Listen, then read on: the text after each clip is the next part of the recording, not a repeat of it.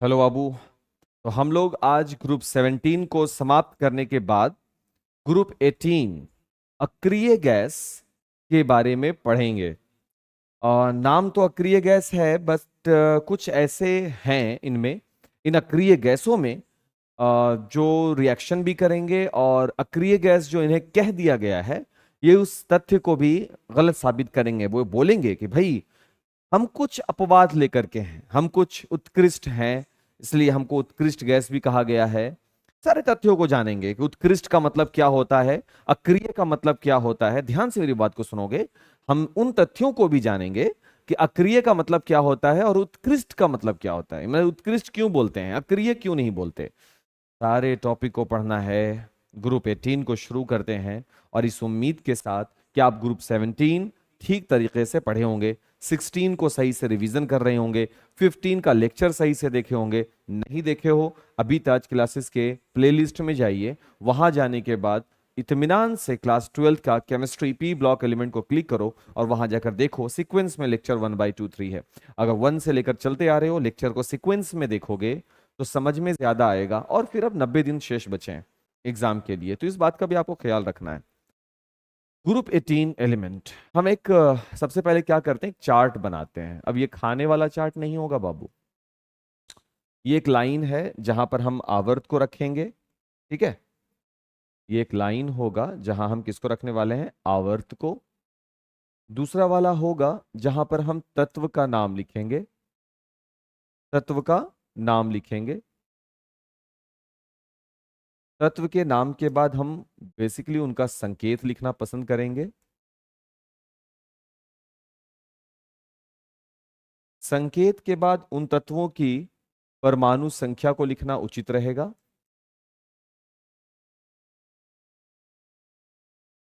परमाणु संख्या के बाद, परमाणु संख्या के बाद जरूरी रहेगा बाह्यतम कक्षा का इलेक्ट्रॉनिक विन्यास। बाह्यतम कक्षा का इलेक्ट्रॉनिक कॉन्फ़िगरेशन। लेकिन ये बाह्यतम कक्षा का होगा, इसके लिए आपको ध्यान रखना है। ठीक है, इसके बाद आएगा आपका ऑर्बिटल निरूपण। क्या आएगा सर, ऑर्बिटल, ऑर्बिटल निरूपण। सही, सही। इस तरीके से भी हम तैयारी कर सकते हैं घरों में भी। अगर अभी हम ऐसे चार्ट नहीं बनाते तो क्या तुम घर पर इसकी तैयारी नहीं करते बाबू। रिकॉर्डिंग हो रहा है ना भाई, हाँ हो रहा है। बेशक होता है यार, एकदम करते, एकदम करते। अभी देखो ना, अभी तुमको ऑफलाइन पढ़ाया जा रहा है, फिर ऑनलाइन कुछ कुछ टॉपिक चल रहा है, अपना एप्लीकेशन है। इतना संसाधन होने के बावजूद अगर कोई बंदा लाभ ना उठा पाए, कोई बच्चा लाभ नहीं उठा रहा है इन चीजों का, तो फिर ये हम मान सकते हैं ना कि उनको पढ़ने के प्रति कोई जिज्ञासा नहीं है। वरना अगर टीचर ये नहीं बनाता तब भी तुम बनाओगे, नहीं बनाओगे। अब सवाल ये है सर, अपना अपने वाले में ये सवाल आएगा। कौन सा सवाल आएगा सर, सवाल ये आएगा बउआ अपने वाले में कि इनका आवर्त शुरू कहां से होता है ना। आवर्त एक से ही शुरू हो जाता है। अगर आप हीलियम को पहचानते हो तो n = 1, हीलियम। n = 1 में कौन है sir, helium, helium, helium, helium नहीं हीलियम। हम गलत लिख दिया हीलियम यार, एकदम 100% हम हीलियम गलत लिखा है। हीलियम तत्व, हीलियम। अब आप लोग सुधार लीजिएगा, ठीक है ना। संकेत कौन होगा, He, helium. n = 2, neon. n = 3, argon. n = 4, krypton, krypton. n = 5, xenon, xenon. n = 6, radon. n = 7। इसका संकेत हमको याद है, UUO होता है, बट नाम अभी नामकरण संस्कार क्लास 11th वाला में तरीका बताया हुआ है कोई, अन अन यू यू ओ अन अन, ऐसे करके कुछ होता है, संकेत टाइप है, होता क्या है मतलब हम बना सकते हैं उसको। वन को क्या बोलते हैं, जीरो को क्या बोलते हैं, वन को अन बोलते हैं, और उसके बाद फिर टू को, ऐसे ऐसे करके बनाया हुआ है सबका। हाँ, तीन को ट्राई बोलते हैं, चार को क्वाड बोलते हैं, टेट्रा बोलते हैं, पांच को पेंट बोलते हैं, ऐसे करके उसका नामकरण होता है। खैर, उस टॉपिक पर अभी हम नहीं है। तो अब संकेत की बारी आई ना, हीलियम। नियॉन का संकेत क्या होगा, Ne। आर्गन का संकेत क्या होगा, Ar। क्रिप्टॉन का संकेत क्या होगा, ऑब्वियसली Kr। जेनॉन का संकेत क्या होगा, Xe। रेडॉन का संकेत क्या होगा, Rn। मिल गया संकेत। परमाणु संख्या, क्योंकि यहां हम शुरू से शुरू हो जाते हैं, मतलब यहां हम एकदम पहली वाली कक्षा से शुरू, सॉरी पहले आवर्त से शुरू होते हैं, इसलिए इनका जादुई आंकड़ा चलता है 2, 8, 8, 18, 18 और फिर 32 और 32 का, मतलब पहले वाले से चलेगा तो पूरा 2 से लेके चलता है। हीलियम जिसकी परमाणु संख्या होती है 2, हीलियम की परमाणु संख्या कितनी होती है बाबू, 2। 2 हो गए, जोड़ना कितना होगा, 8। 10 हो गया, फिर कितना जोड़ेंगे, 8। 18 हो गया, फिर कितना जोड़ेंगे, 18। कितना हो गया, 36। फिर 18 जोड़ेंगे, कितना हो जाएगा, 54। फिर कितना जोड़ेंगे, 32। 50, 30, 80, 84, 86। रेडॉन का कितना हो जाएगा, 86। फिर उसमें जोड़ेंगे 32, 6 2 8, 8 3 11। तो वन को अन बोलते हैं, तो ये हो जाएगा अन अन ऑक्टेट के लिए ऑक्टा, और शायद लास्ट में लग जाता है ईएम, ऑक्टियम हो जाएगा, तो इसका नाम होगा अन अन ऑक्टियम। अगर हम गलती नहीं कर रहे हैं, थोड़ा सा किताब हमको देखना पड़ेगा, तो इसका नाम है अन अन ऑक्टियम, इसलिए इसका संकेत है यू यू ओ। वन को अन बोलते हैं, वन को अन बोलते हैं, और 8 को ऑक्ट बोलते हैं, और लास्ट में आई यू एम जोड़ दिया जाता है, तो अन अन ऑक्टियम बन जाता है इसका नाम। बाह्यतम कक्षा का इलेक्ट्रॉनिक विन्यास, बाह्यतम कक्षा का इलेक्ट्रॉनिक विन्यास तभी हम पता कर पाते हैं, तभी हम जान पाएंगे बाह्यतम कक्षा का इलेक्ट्रॉनिक विन्यास, जब हम पी ब्लॉक पूरे पढ़ते हुए आएंगे। तो NS2 NP6 लास्ट वाला पढ़े होगे, 5 पढ़े होगे आप, और ये वाला है NS2 NP6। चेक कर लेंगे, एक आगो का बना के चेक कर लेते हैं। हीलियम का होता है 1s2। सर ये तो यहीं पर रुक गया सर, पी पे नहीं गया, जाओ। इनका देखो दूसरे आवर्त में है ना, 2s2 2p6। इसको देखो 3s2 3p6, ये हो गए। 4s2 4p6, ये हो गया। 5s2 5p6, ये हो गया। 6s2 6p6, ये हो गया। 7s2 7p6। कौन सा सर नया बात आप बता रहे हैं, ये तो हम जानते हैं। अगर तुम ऐसा बात बोल पा रहे हो, इसका मतलब ये हुआ कि हम कामयाब रहे हैं। अगर आप ये जान रहे हैं तो इसका मतलब ही है कि हम कामयाब रहे हैं। 1s2 कंसीडर्ड एज एक्सेप्शन, ये हो गए अपवाद। क्यों हो गए अपवाद बाबू, पता है आपको? सर क्योंकि आप पढ़ाई करा रहे हो पी ब्लॉक का, और पी ब्लॉक के बारे में आप अपने प्रीवियस लेक्चर में बताए थे कि इनका अंतिम इलेक्ट्रॉन पी ऑर्बिटल में प्रवेश करेगा, and that is why they are considered as P block element. सही बोल दिए क्या, अंग्रेजी बोल दिए।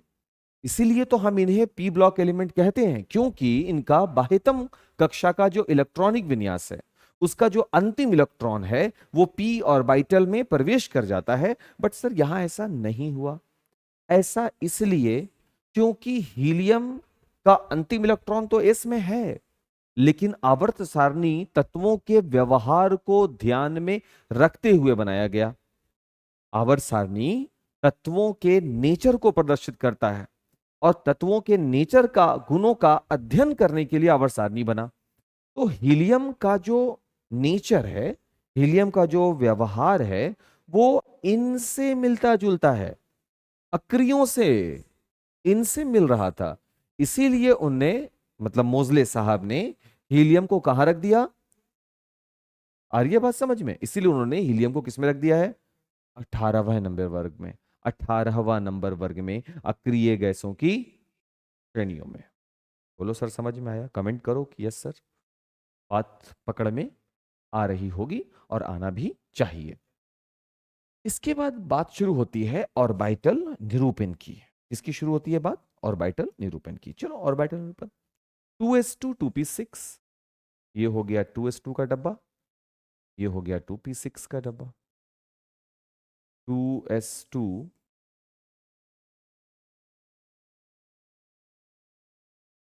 ये हो गया 2s का, और ये हो गया 2p का। ये हो गया 2s2, ये हो गया 2p का। हम देख पा रहे हैं कोई भी अयुग्मित इलेक्ट्रॉन नहीं है, इसलिए कोई रिएक्शन नहीं शो करेगा। इनका देख लीजिए भाई, 3s 3p,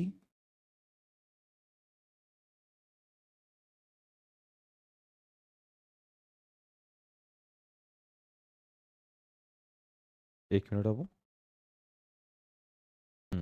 ठीक है, तो 3s 3p हो गया। और फिर हम क्या देखेंगे कि 3p के पास, 3 के पास तो डी बी ऑर्बिटल होता है, होता है, तो 3d भी है। 2 3 4 5, 2 3 4 5, ठीक है, 3d भी है। 4s है, ये रहा 4s, ये रहा 4p 2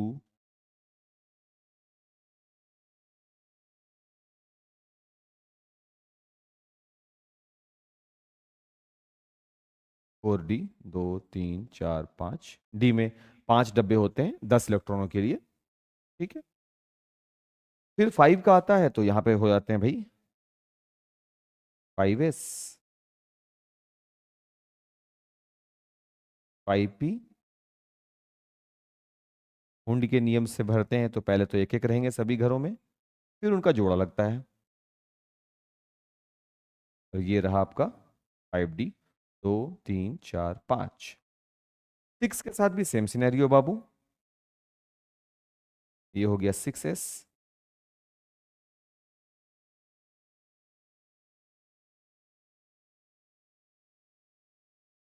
फिर इसके पास भी d होगा।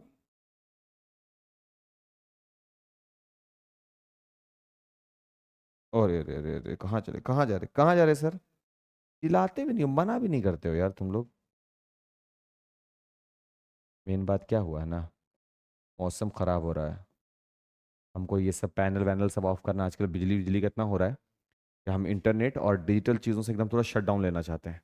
हमको बहुत, मेरे आसपास कभी पेड़ है वहाँ गिर रहा है, बिजली यहाँ गिर रहा है, तो हम ऐसा कोई रिस्क नहीं लेना चाहते। हम चाहते हैं कि जान है तो जापान है, सॉरी जान है तो जहान है। तो हम पहले चाहते हैं कि सेफ्टी पहले ज़रूरी है। कोई दिक्कत नहीं यार, अगले दिन हम 2 घंटे पढ़ा सकते हैं, लेकिन आज के दिन आधा घंटा ही काफ़ी, तो वो हम सोच के चलते हैं कि ऐसा कोई सीन होगा तो रुक जाएंगे। बारिश शुरू हो गई है लेकिन, खैर, तो अगर हम वीडियो अचानक से शट डाउन कर दें तो आप समझ जाएंगे क्या हुआ है। ये सर भागे हैं, ये समझ जाना। तो यहां पर बाबू हम क्या देखेंगे, डी ऑर्बिटल होने पर भी इलेक्ट्रॉन अयुग्मित नहीं होंगे। डी ऑर्बिटल इनके पास है, इसके बावजूद इसके इलेक्ट्रॉन यहां से निकलकर आगे नहीं जाएंगे। वजह क्या है? जब इलेक्ट्रॉनों का युग्मन हो ही गया तो आगे क्यों जाएंगे? क्या जरूरत पड़ा है इनको आगे जाने का? तो ये हम एक बेसिक जो चार्ट बनाया, ये सिर्फ डी ऑर्बिटल को देखने के लिए, ना कि लिखने के लिए। मतलब ये पहला पेज में आपका जरूर नोट होगा, बट सिर्फ डी ऑर्बिटल को देखो कि helium, neon, argon, krypton, xenon, radon है, और इनके तत्वों को परमाणु संख्या के रूप में 2 8 8 18 18 32 32 के रूप में पढ़ोगे। इनका संकेत जानोगे, इनका इलेक्ट्रॉनिक विन्यास बाह्यतम कक्षा का जानोगे, और इनका ऑर्बिटल निरूपण देखोगे। बस स्क्रीनशॉट लीजिए।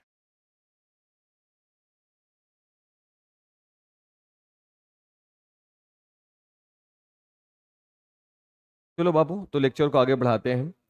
और जैसा कि अभी आप पिछले स्लाइड में देखा कि helium, neon, argon, krypton, xenon और रेडॉन लिस्ट में तो थे, और सबके बारे में हम एक लफ्ज यूज कर रहे थे कि ये अक्रिय हैं, है ना। बट द पॉइंट इज कि आज का जो टॉपिक हम रखे हैं वो सिर्फ उतने से इंट्रोडक्शन थोड़ी ना होगा बाबू। जो इंट्रोडक्शन हम आपको फर्स्ट स्लाइड में दिया, क्या लगा आपको कि बस उतना ही पे बात खत्म हो जाएगी? नहीं, पिक्चर अभी बाकी है।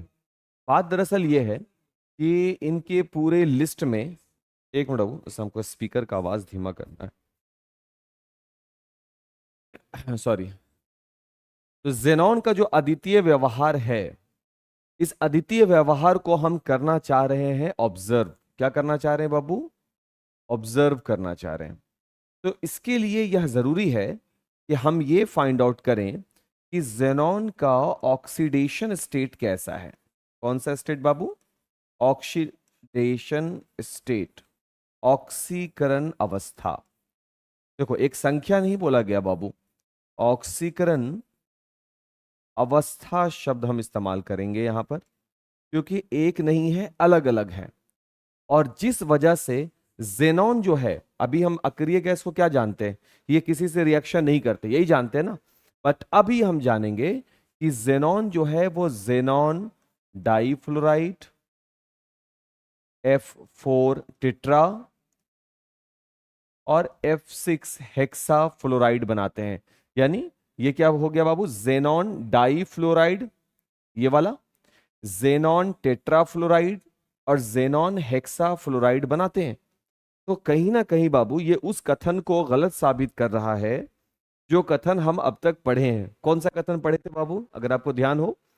कि ये जो है helium, neon, argon, krypton, xenon और रेडॉन, ये सब के सब जो है वो अक्रिय हैं। यही तो बात है कि इनको अक्रिय ना बोल करके उत्कृष्ट बोला जाए तो ज्यादा अच्छा है। कौन सा बोला जाए बाबू इनको? उत्कृष्ट। अब ये सब जो लफ्ज है ना, उत्कृष्ट होता है शायद, उत्कृष्ट। अक्रिय ना बोला जाए, ये बात पे फोकस रहोगे यार। हर्षई का दीर्घई कार को थोड़ा सा इग्नोर करते हुए चलोगे और खुद में दुरुस्त कर लिया करो, ठीक है?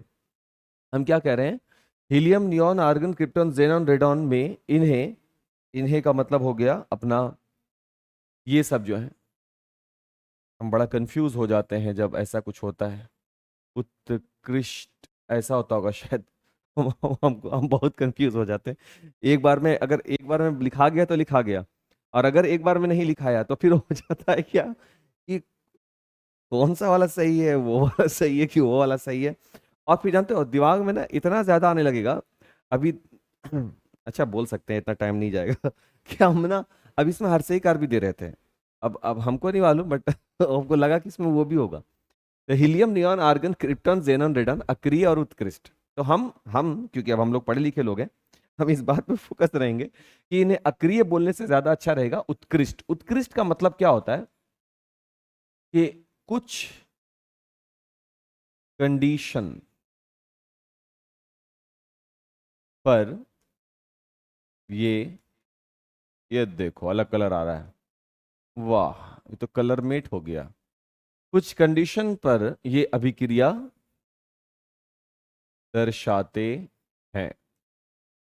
मतलब पढ़ाने के अलावा हम अभी तक इन सब चीज़ों को सही से ऑब्जर्व किया ही नहीं कि इसमें और क्या क्या काम है, पेन वगैरह सिलेक्ट करना। खैर ठीक है, अभी फुर्सत भी नहीं है। तो कुछ कंडीशंस पर ये अभिक्रिया दर्शाते हैं और इस वजह से हम इन्हें उत्कृष्ट बोलते हैं। अगर हम इनको अक्रिय बोल देंगे तो फिर इनको किसी से भी रिएक्शन दर्शाने की जरूरत, अरे बोलो यार, नहीं होती। ठीक है। तो हम क्या देख रहे हैं? जेनॉन का अद्वितीय व्यवहार, और उस अद्वितीय व्यवहार में हम देख रहे हैं कि जो अपना जेनॉन है, जो अपना जेनॉन है वो डाइफ्लोराइड भी बनाता है, टेट्राफ्लोराइड भी बनाता है और हेक्साफ्लोराइड भी बनाता है।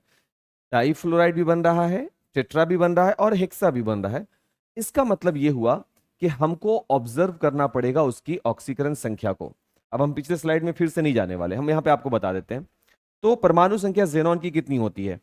हीलियम 2 नंबर पे आते हैं बाबू, फिर 8 ऐड करते हैं तो 10 पर ही आते हैं, फिर 8 ऐड करते हो तो 18 पर आते हैं, फिर 18 ऐड करते हो तो 36, फिर 18 ऐड करते हो तो 54।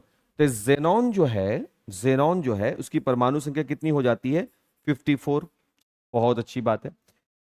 जेनॉन की परमाणु संख्या 54 है। इसके बाह्यतम कक्षा का इलेक्ट्रॉनिक विन्यास क्या होगा? देख बाबू, पहला आवर्त, दूसरा आवर्त, तीसरा आवर्त, चौथा आवर्त, पांचवा आवर्त। तो यानी इसका होगा 5s2 5p6। इसका ऑर्बिटल निरूपण क्या होगा? अभी हम लोग बात कर चुके हैं ना इन सब टॉपिक पर। इनका ऑर्बिटल निरूपण क्या होगा? तो बोलोगे सर 5s और साथ में 5p। p में कितने डब्बे होते हैं? 3 डब्बे होते हैं। अब सर आप क्या करेंगे? इसमें इलेक्ट्रॉन्स को भरेंगे। ये रहा s का और ये रहा p का। p means 5p, p means 5p। Very good, p means 5p। लेकिन हमको मालूम है कि पांचवें आवर्त में d ऑर्बिटल भी होते हैं। अगर इसके बगल में 5d भी है, अगर अगर में है, 2 3 4 5, डी के 5 डब्बे होते हैं, हर डब्बे में 2 इलेक्ट्रॉन होता है, तभी तो डी ऑर्बिटल में 10 होते हैं। पता ही होगा, फिर भी हम लिख दें क्या?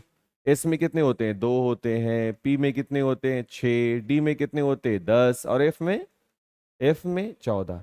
और इन सब को भरा जाता है किसके अकॉर्डिंग? हुंड के नियम से। किसके नियम से बाबू? हुंड्स लॉ से भरा जाता है। ये इलेक्ट्रॉनिक विन्यास किसके सिद्धांत पर है भाई? ऑफ बाउ के सिद्धांत से है। ठीक है sir.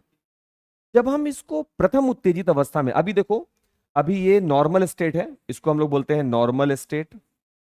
Normal, STATE। Ground state भी बोला जाता है बाबू, ग्राउंड स्टेट भी बोला जाता है बाबू। वेरी गुड सर, अरे बोल दो, very good. But the first excited state में हम आते हैं, प्रथम उत्तेजित अवस्था, फर्स्ट एक्साइटेड स्टेट। ये सिर्फ किसके साथ हो रहा है? ये सिर्फ किसके साथ हो रहा है? ये सर, ये सिर्फ और सिर्फ जेनॉन के साथ हो रहा है, ध्यान रखिएगा बाबू। तो वहां क्या दिखा हमको कि प्रथम उत्तेजित अवस्था में, बाबू हम जैसे इसको ड्रॉ करेंगे ना, आप ऐसे ही बनाया कीजिएगा, ध्यान रखेंगे इन सब चीजों का। 2 3 4 5, प्रथम उत्तेजित अवस्था, ये हो गया 2, 1 2 3 4 5 एंड 6। ठीक। प्रथम उत्तेजित अवस्था में इलेक्ट्रॉन यहां से निकल करके यहां जाकर बैठ जाएंगे, यानी इलेक्ट्रॉन यहां आ जाएगा और यहां से इलेक्ट्रॉन, इसलिए हम इसको क्रॉस कर दिया एक को। ठीक है। अब हम देखेंगे क्या कि जो अपना इलेक्ट्रॉन है, ध्यान दोगे बाबू क्या बोल रहे हैं ना, हम क्या देखेंगे? अपना इलेक्ट्रॉन एस से गुजरकर पी से क्रॉस करते हुए डी के पहले घर तक पहुंच जाएगा। दिख रहा है क्या? एस, एक एस का डब्बा, 3 पी का डब्बा, और डी के पहले डब्बे तक पहुंच जाएगा। तो ये बन जाएगा sp3d, प्रसंकरण, हाइब्रिडाइजेशन। कौन सा बन जाएगा बाबू? कौन सा बन गया? sp3d, hybridisation. Hybridisation, digestion.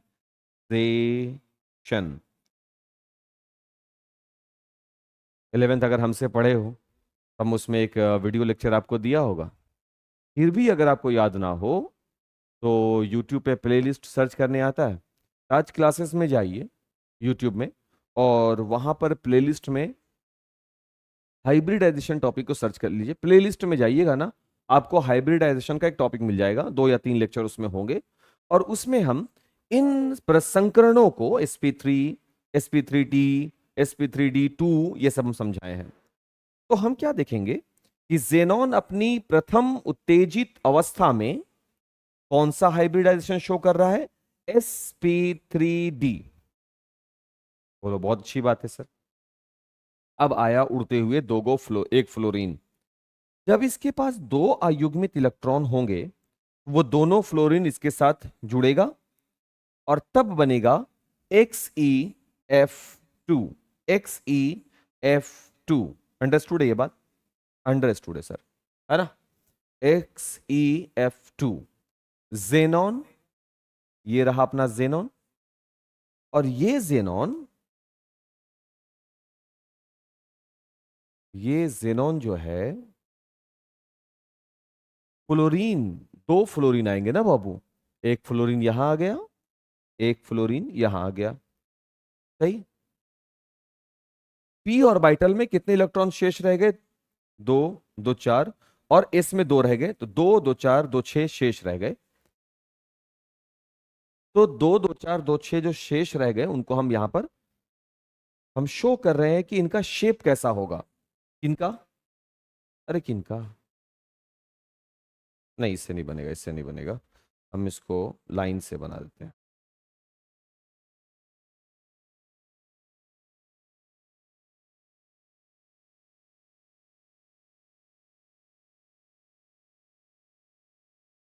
अरे अरे,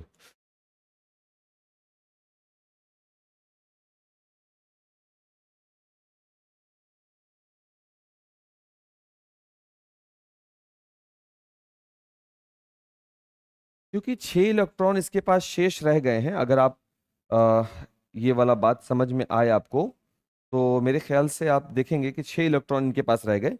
ये दोनों तो साझेदारी में चला गया फ्लोरीन के साथ, तो ये रह गए दो, दो चार, दो छः। तो 2 इलेक्ट्रॉनों की निर्जन जोड़ी यहां रह गई, 2 इलेक्ट्रॉनों की निर्जन जोड़ी इस कोने पर, 2 इलेक्ट्रॉनों की निर्जन जोड़ी इस कोने पर।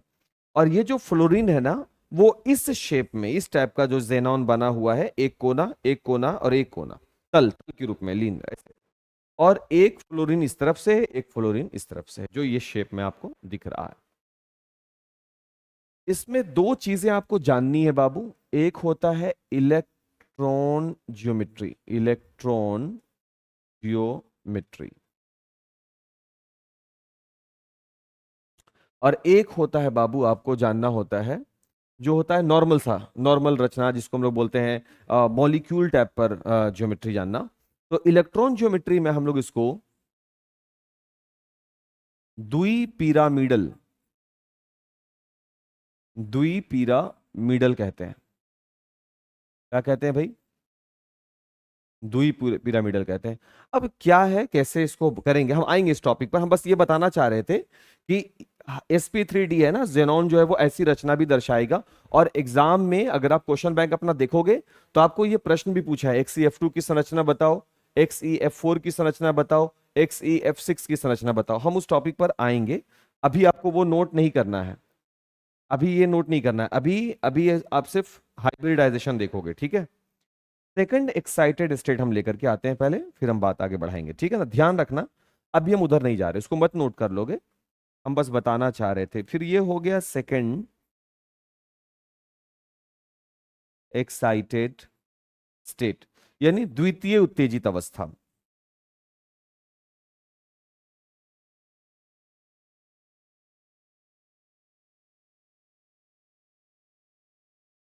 दो, तीन, चार, पांच। यहाँ 2 इलेक्ट्रॉन, 1, 2, 3, 4, 5 और 6। फिर होगा वही उत्तेजित अवस्था में इलेक्ट्रॉनों का भागा भागी। तो एक्साइट करेंगे, पहले तो ये इलेक्ट्रॉन ऑलरेडी भाग चुके होंगे, ये यहाँ आ चुका है, ये तो गायब है बाबू यहाँ से। और फिर ये इलेक्ट्रॉन भी यहाँ से, सेकंड उत्तेजित अवस्था है ना, द्वितीय उत्तेजित अवस्था का मतलब हो गया दूसरे इलेक्ट्रॉन भी भाग गए इसको, घर को छोड़ करके। अब जो इनका हाइब्रिडाइजेशन है वो एस से चला, पी, हाँ सॉरी, हम कहते थे sp3। तो ये क्या बोल रहे हैं, एक एस का डब्बा भरा चुका है, पी का 3 डब्बा भराया हुआ है, और डी का 2 डब्बा भराया हुआ है। तो ये हाइब्रिडाइजेशन जो है, ये हाइब्रिडाइजेशन जो है वो है sp3d2, हाइब्री हाइब्रिडाइजेशन। ध्यान रखोगे। अब यहां पर अयुग्मित इलेक्ट्रॉन कितने हो गए, 1, 2, 3, 4। अब 4 फ्लोरीन आएंगे, जेनॉन से जुड़ेंगे, और XeF4 बन जाएगा। हाइब्रिडाइजेशन कौन सा हो गया, sp3। यहां कौन बनेगा, यहां बनेगा XeF2, 2 फ्लोरीन आया। यहां पर बनेगा XeF4, जेनॉन टेट्राफ्लोराइड यहां बनेगा बाबू। 4 फ्लोरीन है, अभी ट्रायंगल बना था, अभी हम लोग ऐसा बनाएंगे रचना में। जेनॉन को हम बेकार का यहाँ पे इतना समझाया, जेनॉन को यहाँ रख करके एफ, एफ, एफ और एफ हो गया 4। और फिर बचे कितने, यहाँ देखो, दो और दो इलेक्ट्रॉनों की दो निर्जन जोड़ी बचेगी, एक यहां बच जाएगा, एक यहां बच जाएगा। यही फोटो हम बनाएंगे अभी। और उसके बाद जो तीसरा होगा हम यहां बता देते हैं, ठीक है ना। हम यहाँ पे बता देते हैं तीसरा एक्साइटेड स्टेट। तो यहाँ पे हम लिख रहे हैं बाबू, ध्यान रखिएगा सर। थर्ड, इतना कॉल आता है यार। थर्ड एक्साइटेड, बाद में, थर्ड एक्साइटेड स्टेट, तीसरी उत्तेजित अवस्था। अब यहाँ क्या है भाई, फिर से वही डब्बा बनेगा बाबू। अब तो सीख गए तुम लोग यार, आज का आदमी हो तुम लोग। ये हो गया 5s, 5p और 5d। 2 3 4 5।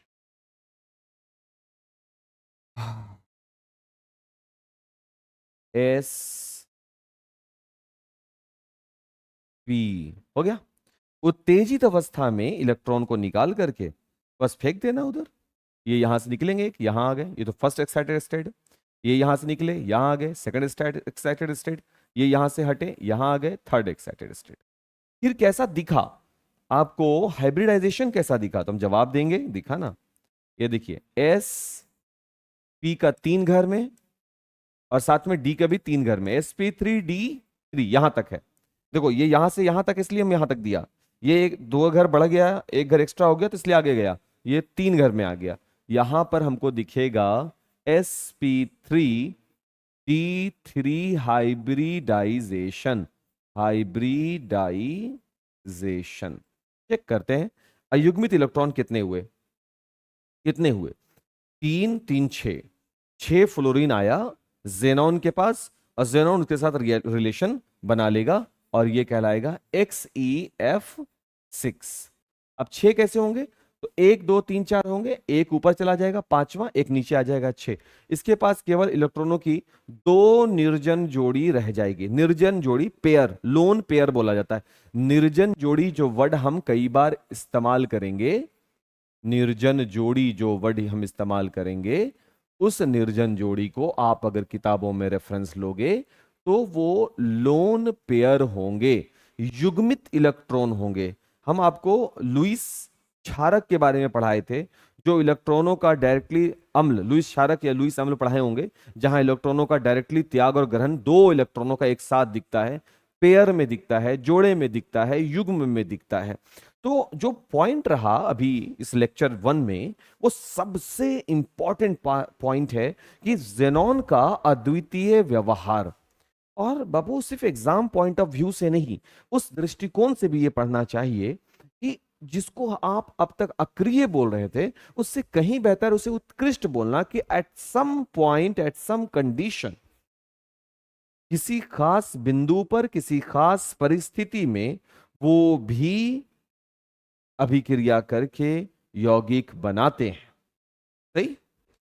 अब हम क्या करेंगे, अगले स्लाइड में इनका रचना बनाएंगे और ऑब्जर्व करेंगे उनके नाम के साथ। चलिए बढ़ते हैं आगे, आगे लेक्चर को लेकर चलते हैं। और अब हम जो देखने वाले हैं अपने इस लेक्चर में, वो देखेंगे xenon first excited state, second excited state और थर्ड एक्साइटेड स्टेट में कैसी रचना रखता है। क्योंकि प्रश्न तो वो भी रहता है, प्रश्न तो वो भी रहता है सर, रहता है। यस सर, रहता है सर। चलो उसको भी हम लोग क्रैक कर लेते हैं भाई, इसमें क्या है, इसमें क्या है। हम अभी बात करेंगे किसकी, हम बात करेंगे फर्स्ट एक्साइटेड स्टेट की, यानी हम बात करने वाले हैं प्रथम उत्तेजित अवस्था की। प्रथम उत्तेजित अवस्था में जो हाइब्रिडाइजेशन शो हुआ, बाबू कॉपी उल्टे, ये देखिए उसको क्या है, sp3d, sp3d, और इसमें अयुग्मित इलेक्ट्रॉन हो गए 2, किस वजह से बना है XeF2। अब XeF2 बना तो इसमें शेष कितने इलेक्ट्रॉन रह गए, वो भी बहुत जरूरी है जानना बाबू। sp3, अरे d3 बन गया, नहीं है सॉरी, यहाँ sp3d, इसमें शेष जो युग्मित इलेक्ट्रॉन का जोड़ा रहा 2 2 और 2, तो जेनॉन के पास 2 2 का युग्म बनाते हुए 3 रह गए हैं। अब हम देखो इसका एक रचना तैयार करेंगे, जो करना ही होगा हम लोगों को, थोड़ा सा साइज इसका बड़ा रखना पड़ेगा। तो ये रहे अपने जेनॉन भाई साहब, ठीक है, और 2 फ्लोरीन इसके साथ है, 2 फ्लोरीन इसके साथ है। एक फ्लोरीन यहां है बाबू, एक फ्लोरीन यहां है बाबू, ठीक है। अब हमको एक रचना देनी होगी ट्रायंगल शेप में। ये तो अच्छा नहीं बना, ये भी अच्छा नहीं बना, बट ये अच्छा बना है ना। तो आप इससे भी बेहतर बना सकते हैं सर, ध्यान रखिएगा। आपको क्या करना है, एक स्केल लेना है और बना लेना है। इलेक्ट्रॉनों की दो दो का पेयर बनाते हुए दो शेप रह गए, एक इलेक्ट्रॉन की जोड़ी यहां है, एक यहां है, और इलेक्ट्रॉन की जोड़ी यहां है। और ये जो शेप है बाबू, इसे बोला जाता है trigonal bi pyramidal. Means means trigonal bi pyramidal का मतलब होता है त्रिकोणीय द्विपिरामिडल। ठीक है, इसको बोला जाता है इलेक्ट्रॉन ज्योमेट्री। क्लियर। और अगर हम इसको आणविक रूप में देखें तो इनका आकार जो होता है वो रैखिक आकार होता है। तो आपसे प्रश्न पूछा जाएगा कि जेनॉन, आपसे पूछा जाएगा जेनॉन, अरे यार, आपसे पूछा जाता है बाबू जेनॉन डाई फ्लूओराइड। अब ये फ्लूओराइड क्यों लिखे हैं, क्योंकि ये ऐसा है बाबू, ऐसे लिखाएगा ना, इसलिए हम फ्लोराइड लिखा। फ्लोराइड, फ्लोराइड होता है बट फ्लूओराइड ऐसे निकलता है ना, फ्लोराइड, तो इसलिए हम ऐसा लिख दिया। आपको बस लिखने से मतलब, आप देख लो, आप फ्लोराइड को आप जनरली ऐसा ही लिखा करो, हम भी ऐसा ही लिखते हैं, बस आप एक उद्देश्य मन में छुपा रहता है कि उच्चारण सिखाना है, इसलिए ऐसे बोल देता है आदमी। तो जो जेनॉन डाई फ्लोराइड होते हैं, जेनॉन डाई फ्लोराइड होते हैं, उनका इलेक्ट्रॉन ज्यामिति क्या होता है, तुरंत जवाब देना है, ट्राइगोनल बाई पिरामिडल, अर्थात त्रिकोणीय, त्रिकोणीय द्वि, त्रिकोणीय बाई द्वि पिरामिडल। और नहीं तो फिर आपको लीनियर आकार, अगर लीनियर शेप में मॉलिक्यूलर शेप पूछेगा तो तुरंत जवाब देना है कि सर ये लीनियर होते हैं, यानी कि सर ये कैसे होते हैं, रैखिक होते हैं।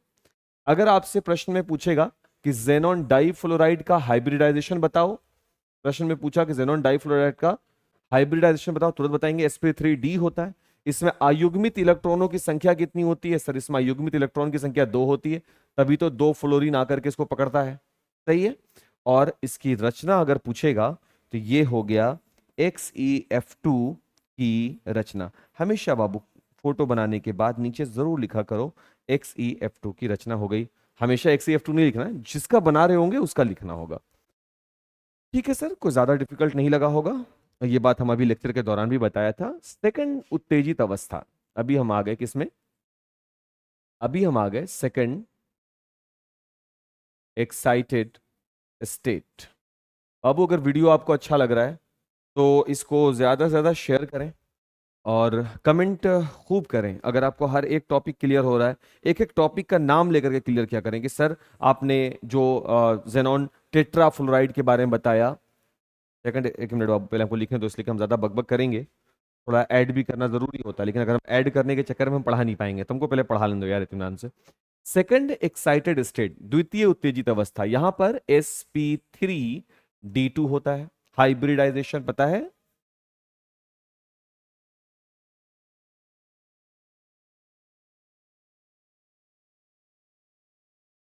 ठीक है। अ, और क्या क्या लिखते हैं भाई, हाँ यौगिक का नाम लिखते हैं तो वो भी हम लिख देते हैं भाई, XeF4 नाम है इसका, जेनॉन टेट्राफ्लुओराइड।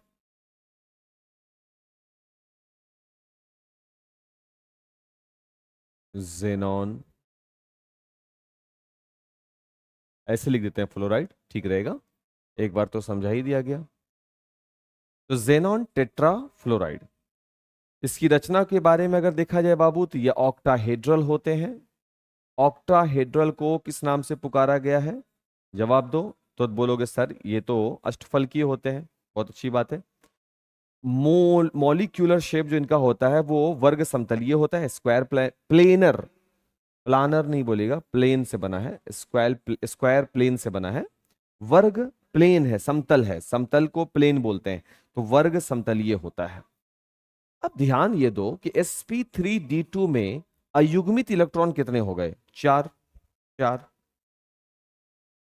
sp3d2 में अयुग्मित इलेक्ट्रॉन कितने हो गए बाबू, चार, यानी चार फ्लोरीन आएगा इसके पास।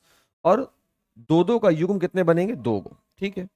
चार आएगा, दो दो का युग्म बनेगा दो गो, ध्यान रखेंगे, चार आएगा, चार आएगा, पहले तो चार आएगा, तो जेनॉन को हम बीच में रख दिया, रख दिया। इसके बाद हम डॉट लाइन बनाया, क्योंकि वर्ग समतल बोला है ना, एक लाइन, वही तो बात है ना कि ये डॉट लाइन साफ नहीं आएगा, छोटा बहुत था। मैं अभी स्क्रीन पर देखा यार, बहुत इत्तू सा दिखा, इत्तू सा। तो हम इसको अभी बना देते हैं बाबू।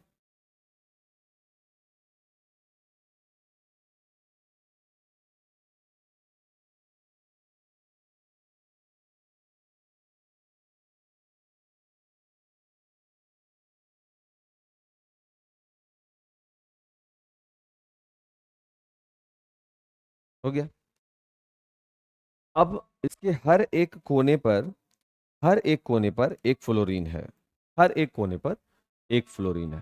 क्योंकि अयुग्मित इलेक्ट्रॉन चार हैं, तो चार फ्लोरीन आएगा इसके पास। एक फ्लोरीन यहाँ है बाबू, एक फ्लोरीन भाई साहब यहाँ है, एक फ्लोरीन यहाँ है, और एक फ्लोरीन यहाँ है।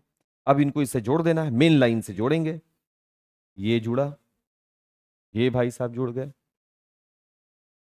ये भाई साहब भी जुड़ गए, और ये भाई साहब भी जुड़ गए। सही है। और लोन पेयर इसके पास कितने बचे बाबू? लोन पेयर मींस अभी बात हुई थी निर्जन जोड़ी, तो इलेक्ट्रॉनों की दो निर्जन जोड़ियां बच जाती हैं। तो एक जोड़ी यहां, एक निर्जन जोड़ी यहां, और एक निर्जन जोड़ी यहां बैठी हुई है। भाई एक निर्जन जोड़ी, ध्यान देना बाबू, निर्जन जोड़ी इसकी कितनी रह गई? दो। एक यहां रह गई और एक यहां रह गई, बाकी तो सब ठीक है। चार फ्लोरीन है, यही रचना है। ये रचना हो गई किसकी बाबू? XeF4 जेनॉन टेट्राफ्लोराइड की संरचना।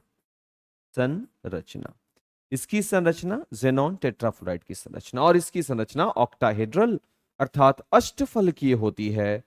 अष्टफलकीय होने के बाद इनका जो मॉलिक्यूलर शेप होता है वो स्क्वायर प्लेनर होता है, अर्थात वर्ग समतलीय होता है। इसमें हाइब्रिडाइजेशन कैसा दिखता है? sp3d2 हाइब्रिडाइजेशन दिखता है। इसमें बनने वाला कंपाउंड कौन है? जेनॉन टेट्राफ्लोराइड है। इसमें लोन पेयर की संख्या कितनी होती है? सर इसमें लोन पेयर दो होते हैं। इसमें लोन पेयर की संख्या कितनी होती है? सर इसमें लोन पेयर की संख्या तीन होती है। एक, दो, तीन। तुम चाहो तो डॉट लाइन से भी मिला सकते हो, बट गंदा मत करो इसको, जैसे हम यहाँ पे अभी कर दिया। ये जरूरत नहीं है करने का, बट फिर भी ये ठीक है, अच्छा लग रहा है, समझ में भी आ जाएगा। तो इसके बाद जो तीसरा है, जो आज के टॉपिक को अंत भी करेगा, वो है distorted octahedral. Distorted, distort English word है ना, जिसका अर्थ होता है विकृति आना। तो तीसरा है, नाम है इनका थर्ड एक्साइटेड स्टेट, तृतीय उत्तेजित अवस्था। हाइब्रिडाइजेशन कौन सा? sp3d3 hybridisation, hybridisation. और इस उत्तेजित अवस्था में कौन सा कंपाउंड बन रहा होगा बाबू? XeF6। नाम क्या होगा? Xenon hexa fluoride. नाम क्या है इसका? नाम है जेनॉन हेक्सा, हेक्सा फ्लोराइड। ठीक है, कोई भारी बात नहीं। इसमें लोन पेयर कितना होगा? सही सर, इसमें लोन पेयर होंगे एक। सही है। इसमें अयुग्मित इलेक्ट्रॉनों की संख्या कितनी होगी? इसमें अयुग्मित इलेक्ट्रॉनों की संख्या कितनी होगी? 6। sp3d2, अरे यार D2 कहाँ है यार? sp3d3, D2 पढ़ रहे हैं, हाथ भी कर रहे हैं, D2 भी पढ़ रहे हैं। sp3d3 तो तीन, तीन छः, तो अयुग्मित इलेक्ट्रॉन 6 हो गए, और दो एक हो गए लोन पेयर। इसलिए तो हम यहाँ पे लिखा अयुग्मित इलेक्ट्रॉन हो गए 6, लोन पेयर हो गए एक, तो 6 और 2 8 हो गए। ठीक है सर। रचना को देखा जाए, इनका जो इलेक्ट्रॉनिक रचना है वो है distorted octahedral, distorted octahedral which means विकृत अष्टफलकीय। डिस्टॉर्टेड पेंटागोनल बाइपिरामिडल भी बोलते हैं। अब बोलोगे सर कि विकृत है तो इसका और भी कोई दूसरा नाम होगा? नहीं, क्योंकि ये विकृतियां रखते हैं, इसलिए इनका कोई अलग से नामकरण संस्कार नहीं किया गया है। ठीक है, बोलो यस सर, ठीक है सर। और इसके बाद हम लोग अब इसकी रचना देंगे। तो पहले तो भाई जेनॉन आएगा हर बार की तरह। इसके बाद इसके सभी कोनों पर हम पहले रखेंगे किसको? फ्लोरीन को। सभी कोनों पे रखना है ना, सभी कोनों पे रखना है, रख देंगे यार। यहां पे रखा है एक फ्लोरीन को बाबू, एक फ्लोरीन को हमने यहां रख दिया, एक फ्लोरीन को हमने यहां रख दिया, और एक फ्लोरीन को हमने यहां रख दिया। तो ये हो गए 1 2 3 और 4। एक ऊपर से यहां फ्लोरीन है, और एक नीचे साइड से यहां पे एक फ्लोरीन है। नीचे साइड का मतलब हो गया समतल में है ना, ऐसे ऐसे ऐसे, इधर से एक है और एक ऐसे है, ये फ्लोरीन हो गया। ये हो गए, तो ये इसका काम तो तमाम हो गया XCF6 में हेक्सागोनल के लिए। अब बचे लोन पेयर। तो भाई लोन पेयर को ही तो एडजस्ट करना है, कर देंगे, कोई बड़ी बात नहीं। यहां पर हम लोन पेयर को, यहां पर हम लोन पेयर को रख दिया। यही लोन पेयर है भाई जो यहाँ पे रखे गए हैं, यहाँ पे रख दिया। लेकिन डॉट लाइन बनाने की जरूरत नहीं है, बट ये लोन पेयर है। और ये जो रचना बनी, ये रचना किसकी बन गई बाबू? XEF6 की संरचना। इसकी संरचना कैसी होती है? तुरंत जवाब देंगे सर ये डिस्टॉर्टेड ऑक्टाहेड्रल होती है, सर ये विकृत अष्टफलकीय होती है। डिस्टॉर्टेड अगर नहीं है, मान लो इंग्लिश में, आजकल तो इंग्लिश में भी क्वेश्चन लिखता है ना, हिंदी मीडियम वाले में ऑप्शन में हिंदी रहता है, और इसका सॉरी ऑप्शन में इंग्लिश रहता है, उसका हिंदी भी डिस्टॉर्टेड ही लिख देता है, ऐसे लिख देगा डिस्टॉर्टेड। अब बताओ क्या जवाब दोगे इसका? डिस्टॉर्टेड पेंटागोनल बाइपिरामिडल लिख दे तो क्या करोगे तुम? तो उससे अच्छा क्या है कि इसको इंग्लिश में भी देखा जाए और हिंदी भी देखा जाए। हमसे अगर पूछिएगा तो हम तो यही जवाब देंगे बाबू कि इसका दोनों चीज वैसे ही देखा जाए जैसे ये दिख रहे हो। अपने मन से कुछ भी नया मत करो, कुछ भी नया मत किया करो अपने मन से, ठीक है। अब जैसे यही है, इसमें हम एक काम करें, इसकी रचना को हम ऐसे समेट देते हैं, ऐसे। अब बोलोगे सर इस नया क्या है, छोटा लग रहा है, अच्छा नहीं लग रहा है, इसको थोड़ा सा बड़ा कर दिया ऐसे।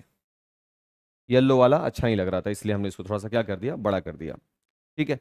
और बाकी तो सब ठीक ठाक है, बाकी सब ठीक ठाक है। तो उम्मीद करते हैं कि आपको आज का लेक्चर मेरा अच्छा लगा होगा। जैसा भी लगे, आपको हर एक छोटे से छोटे पहलू को भी कमेंट में करना चाहिए। और 1 मिनट रुकिएगा, हमको एक जवाब देना है। 1 मिनट होल्ड कीजिएगा सर।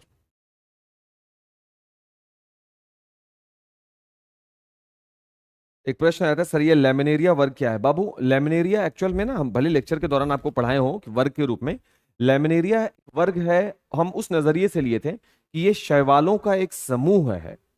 शैवाल एल्गे जिसे बोला जाता है, ये शैवालों का एक समूह है, इसलिए हमने उसे लेमिनेरिया वर्ग आपको पढ़ाया था। वर्ग का नजरिया वो नहीं है कि लेमिनेरिया अपने आप में एक परिवार बन गया, शैवालों का समूह है ये।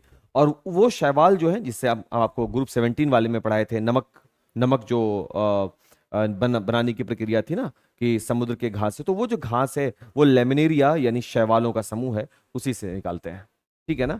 अगर आप गूगल वगैरह करोगे तो आपको लेमिनेरिया वर्ग में फोटो भी आ जाएगा। लेमिनेरिया वर्ग जिसे हम बोल रहे हैं, एक्चुअल में वो एक समूह है। समूह मीन्स शैवालों का एक समूह है, जिन शैवालों को हम सुखाते हैं, जलाते हैं, और आयोडीन की प्राप्ति की जाती है। क्वेश्चन पूछने के लिए बहुत बहुत शुक्रिया। और आप लोगों को भी, बाकी बच्चे भी, आप लोग भी बाबू टॉपिक से जुड़े हुए सवाल जरूर किया करें, क्योंकि इसी में असल में बेनिफिट है। टीचर से सवाल करना ही सही में पढ़ाई है, ठीक है। तो उम्मीद करते हैं कि आपको मेरा लेक्चर अच्छा लगा हो। इसमें अगर कोई त्रुटि आपको लगे तो वो भी हमको बताएं। वीडियो लेक्चर अगर अच्छा है तो उसे शेयर करें, ज्यादा से ज्यादा लोगों तक हम पहुंचना चाहते हैं। Thanks for watching.